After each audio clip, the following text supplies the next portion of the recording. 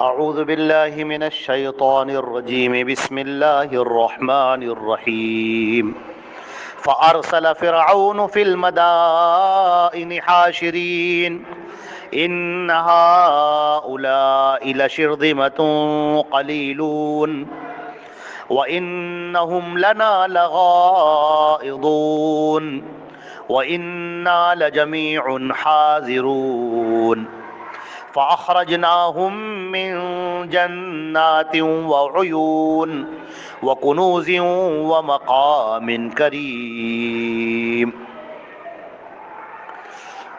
یہ سورہ شعراء کی آیت نمبر 53، 54، 55، 56 اور 57 اور 58، 58 تک، 53 سے 58 تک تلاوت کی گئی ہے۔ اور ترجمہ ان آیات کا یہ ہے کہ پھر فرعون نے شہروں میں جمع کرنے والوں کو بھیجا۔ یہ تھوڑی سی جماعت ہے، بہت کم لوگ ہیں، اور یہ لوگ ہمیں غصہ دلانے والے ہیں۔ بے شک ہم سب لوگ بہت چوکنا رہنے والے ہیں۔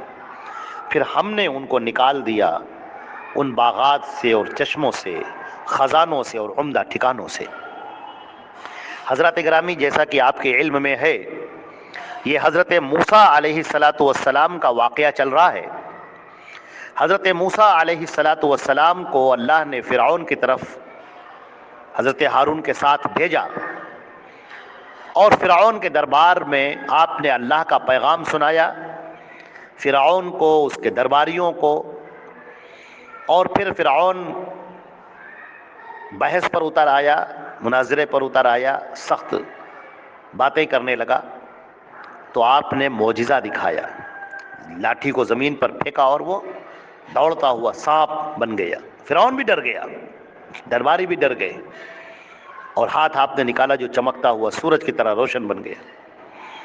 اب اس کے بعد فرعون کو لگا کہ یہ سب جادو ہے، لہذا اس نے تمام جادوگروں کو اکٹھا کیا اور کہا کہ ہم موسیٰ کا مقابلہ کرائیں گے اور ہمارے جادوگر ہی غالب رہیں گے۔ اور جیسا کہ اس سے پہلے کی آیات میں گزرا کہ سب اکٹھا ہو گئے مقابلہ کرنے کے لیے۔ فرعون نے بڑے بڑے جادوگروں کو بڑے دور دور سے بلایا، جو بڑے ماہر اور اپنے فن میں کامل لوگ تھے، ان کو بلایا، ان جادوگروں کو۔ اور حضرت موسیٰ علیہ السلام نے ان کو بھی دعوت دی۔ موسیٰ کی دعوت چاروں طرف پھیل چکی تھی، مشہور ہو چکی تھی۔ اب اللہ نے اور موقع دے دیا اس کا پھیلنے کا اور پھولنے کا۔ موسیٰ علیہ السلام کہتے رہے کہ میں جو پیش کر رہا ہوں وہ جادو نہیں ہے، یہ معجزہ ہے، میں اللہ کا بھیجا ہوا رسول ہوں، اور میں تم تک اللہ کا پیغام پہنچا رہا ہوں، یہ جادو نہیں ہے۔ اور اس کے بعد پھر جادوگروں نے اپنی لاٹھیاں اور رسیاں زمین پر پھینکیں، اور وہ سب دوڑتے ہوئے سانپ بن گئے۔ حضرت موسیٰ بھی ڈرنے لگے۔ اللہ نے حکم دیا کہ اے موسیٰ اپنی لاٹھی زمین پر پھینکو، اور موسیٰ علیہ السلام نے لاٹھی اپنی زمین پر پھینکی، اور جیسے ہی پھینکی وہ ایک دوڑتا ہوا اژدہا بن گیا، اور سارے سانپوں کو اور ساری رسیوں، لاٹھیوں، سب کو نگل لیا۔ اب لوگ چوکنا ہوئے۔ جادوگروں نے کہا نہیں، یہ جادو نہیں ہے، نہ، یہ جادو ہے ہی نہیں، ہم تو جادو سے واقف ہیں، اس کے فن سے واقف ہیں، اس کے الف بے سے لے کر اور اس کی گہرائیوں سے واقف ہیں ہم، یہ جادو نہیں ہے۔ اور وہ لوگ ایمان لے آئے۔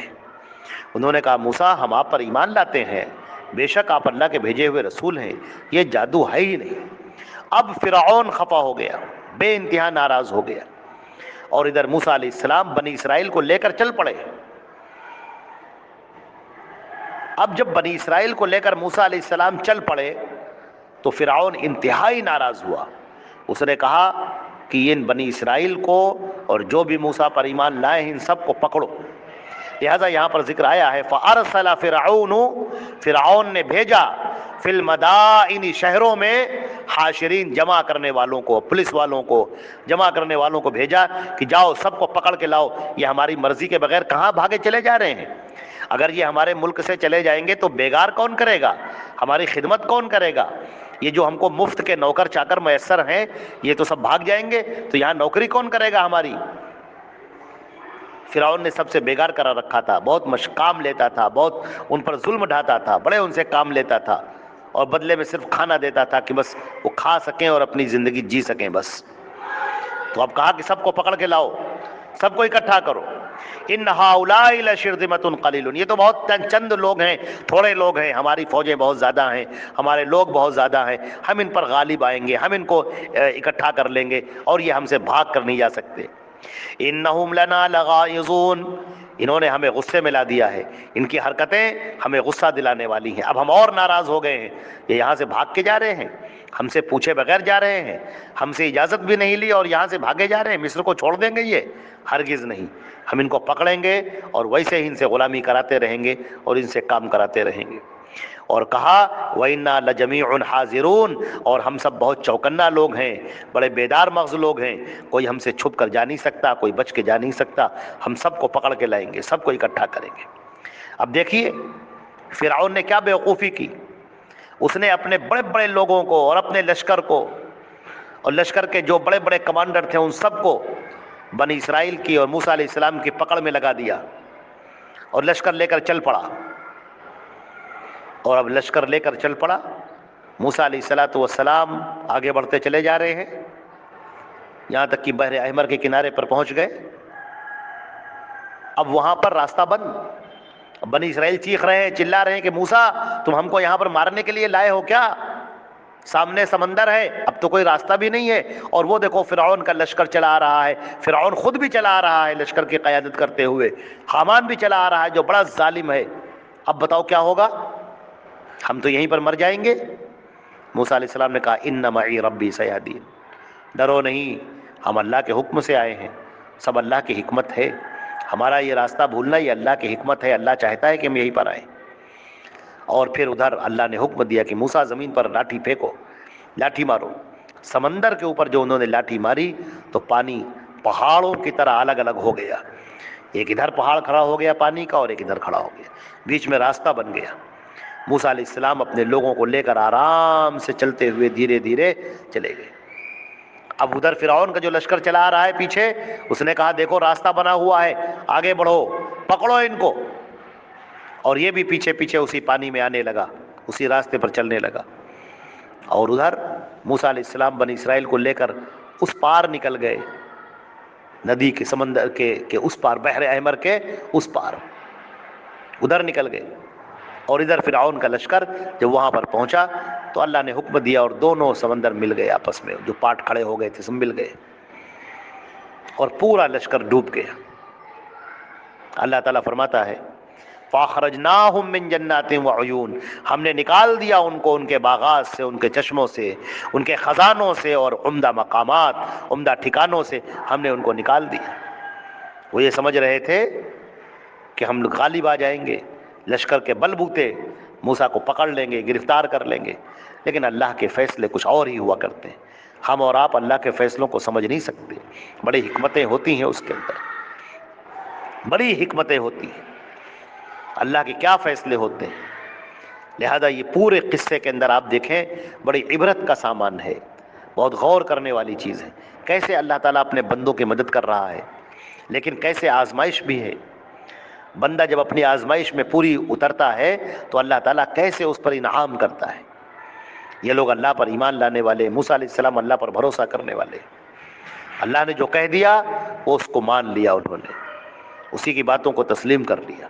آج ہمارے یہاں یہ ہے کہ دل ایمان سے خالی ہیں، ہمارے دل ایمان سے خالی ہیں، ہماری عبادتیں بس روٹینی ہو گئی ہیں، ادھر نماز پڑھی، ادھر روزہ رکھا، ادھر تلاوت کی، گناہ کے کاموں میں لگ گئے، غلط کاموں میں لگ گئے. یہ کون سی عبادتیں ہیں؟ وہ خوش و خضوع باقی نہ رہا. اللہ کے سامنے گڑ گڑانا، تڑپنا، بے قرار ہو کر اس کو پکارنا، ہر لمحہ اسے یاد رکھنا، چلتے پھرتے وقت اس کو یاد رکھنا، ہر کام میں اللہ کو یاد رکھنا، یہ آج ہم سے چلا گیا. اور اسی کا نتیجہ یہ ہے کہ اللہ کی مدد نہیں آ رہی ہے. آج ہم کو پھر واپس پلٹنا ہوگا اپنے دین کی طرف، اللہ کی اطاعت کی طرف، اس کے رسول کی اطاعت کی طرف. زندگی کو بہتر بنانا ہوگا، عمدہ بنانا ہوگا، اللہ پر بھروسہ رکھنا ہے. اللہ کے رسول جو لے کر آئے ہیں شریعت، اس پر ہم کو عمل کرنا ہے، اسے اپنی زندگی میں اتارنا ہے، زندگی اسی کے مطابق بسر کرنی ہے. تو اللہ تعالیٰ اس دنیا میں بھی ہم کو بلند کرے گا اور آخرت میں بھی بلند کرے گا. اے اللہ اپنے فضل و کرم سے ہماری خطاؤں کو، غلطیوں کو معاف فرما، اور یا اللہ اپنے فضل و کرم سے ہماری حفاظت فرما اور ہم سب کے تمام مسلمانوں کی جان مال عزت آبرو کی حفاظت فرما اور بلندیاں عطا فرما دنیا میں بھی اور آخرت میں بھی۔ باقی انشاءاللہ آگے کی آیات کا بیان انشاءاللہ بعد میں ہوگا۔ السلام علیکم ورحمۃ اللہ وبرکاتہ۔